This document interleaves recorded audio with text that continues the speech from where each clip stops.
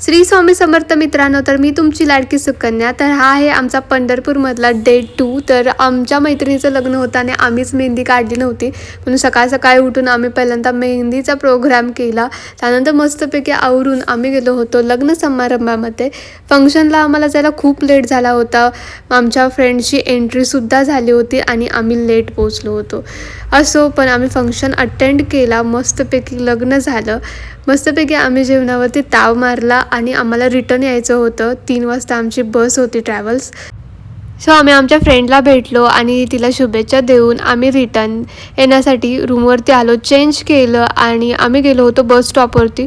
एवढा जोरात पाऊस चालू झाला की काय विचारायलाच नको. 1 तास सकाळपासून एवढं ऊन पडलेलं आणि एका अर्ध्या तासाच्या पावसामध्ये सगळीकडं पाणी पाणी झालं. आम्ही अशी छत्री घेऊन थांबलेलो होतो पावसामध्ये. आमची पॅन्टसुद्धा भिजली होती. आता काय करायचं, ऑप्शनच नव्हता, कारण की रिटर्न यायचं होतं. परत नेक्स्ट डेला ऑफिस पण होतं. सो आम्ही तसंच पावसामध्ये थांबलो होतो. तुमच्या इथे पाऊस आहे का नाही ते कमेंटमध्ये नक्की सांगा. चला भेटूया न्यू व्लॉगमध्ये. चलो बाय बाय.